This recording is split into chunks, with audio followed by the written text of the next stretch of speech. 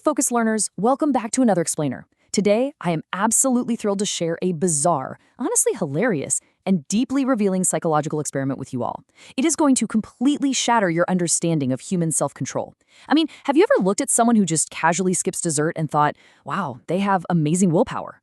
Well, hold on to that thought, because we're about to dive into an experiment that proves pretty much everything we think we know about willpower might just be a total illusion. Section 1. Sweet temptation and fake time. Okay, let's dive into this. Picture yourself in a scenario where you're locked in a completely empty room. There's nothing in there with you except a massive pile of high-end, delicious chocolate and a highly detailed replica luxury watch. You're told you just have to wait in this room for exactly 1 hour. Easy enough, right? But here is the secret dramatic twist that the participants have absolutely zero clue about. That beautiful replica watch, it's not just a prop. It actually functions, but the researchers intentionally set it exactly 7 minutes fast. It's literally a hidden psychological trap, ticking away, designed to completely warp the participants' sense of reality as they get closer to the end of their hour. Which brings us to Section 2, the cruel 60-minute rules. Surviving in this room isn't just about sitting there. It requires strict adherence to some seemingly simple, yet honestly, psychologically torturous rules. First up, there's a strict eating limit. You're given exactly 60 pieces of chocolate, and you can eat a maximum of 1 chocolate per minute. Second, every single time you eat a piece, you have to loudly and clearly state into a microphone, "I can resist." And third, the absolute golden rule. You can look at the replica watch all you want, but you are strictly forbidden from touching or manipulating it. Break even one of those rules, you fail the whole thing. Moving right along to Section 3, the collapsing participant types. Now, what's really fascinating here is watching how this turns into a brilliant comedy of errors. Let's track the tragicomic downfall of our first type, the chocolate addict.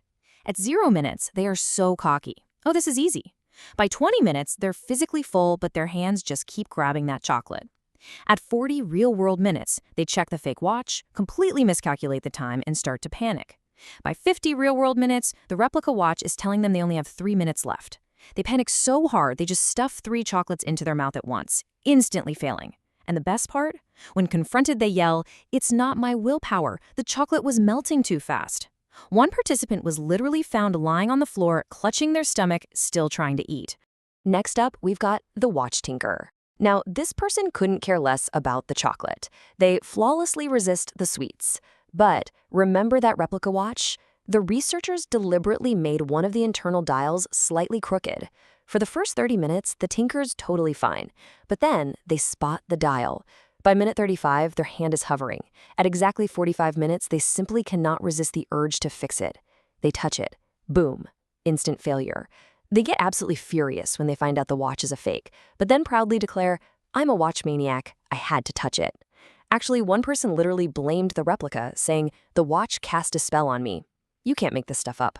Then we have my personal favorite, the muttering absurdist. Remember the rule where you have to say, "I can resist" every single time you eat a piece? Well, it turns out that after 30 minutes and 30 chocolates, repeating the exact same phrase over and over basically causes the human brain to short circuit. Their voices get hoarse. "I can resist" evolves into exhausted, pitiful whispers of, "I am so hungry." One participant's tongue got so incredibly twisted that the mandatory phrase turned into the deadpan absurdity of, "I can resist tuna." And they literally couldn't stop. They just kept whispering tuna, tuna for the rest of the experiment. And of course, we can't forget the extreme strategy types. You've got the calculator, who figures out the time is wrong by tracking the sunlight and their own heart rate. But since they can't touch the watch, they try to violently shake it off their wrist, just hoping it breaks so they have an excuse to touch it. Some even tried to hypnotize the watch, literally whispering to it, "You are slow, you are slow." Then there's the truly tragic strategist. This person eats just 1 chocolate for 59 minutes, saving them all up. Then, in the final fake minute, they attempt to violently shove 59 pieces of premium chocolate into their mouth all at once. They're making actual animal noises because they physically cannot chew. They fail, crying out that their willpower was flawless, but their mouth was just too small. So the crucial point is Section 4, the miraculous 5% success conditions. With people hallucinating about tuna and stuffing 59 chocolates into their faces while mooing like cows, you have to wonder, who actually survives this gauntlet of temptation? Well, almost nobody. we are looking at a brutal 95% failure rate. It is incredibly, overwhelmingly rare to make it through the full 60 real-world minutes without breaking a single one of those rules. But what about the 5% that do succeed? Are they Zen monks, Navy SEALs, absolute gurus of self-discipline? Brace yourselves, because the truth is shocking. The survivors aren't willpower heroes at all, not even close.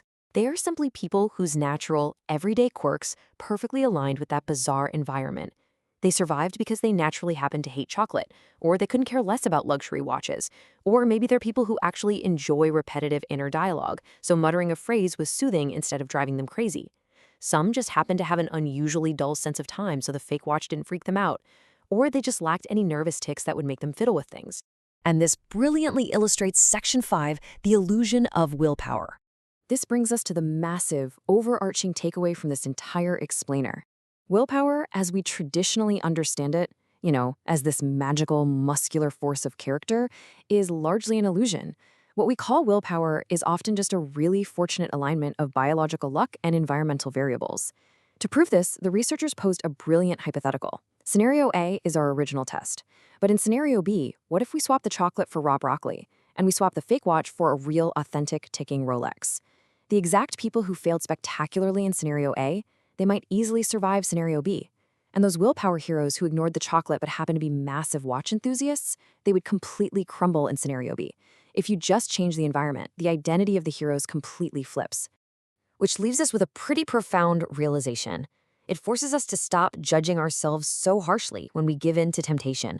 And maybe, just maybe, stop putting so-called highly disciplined people on such a pedestal. Because it really all comes down to this. Is your willpower actually real, or are you just lucky enough to be in an environment that doesn't trigger your specific weaknesses? Keep that in mind the next time you face a temptation.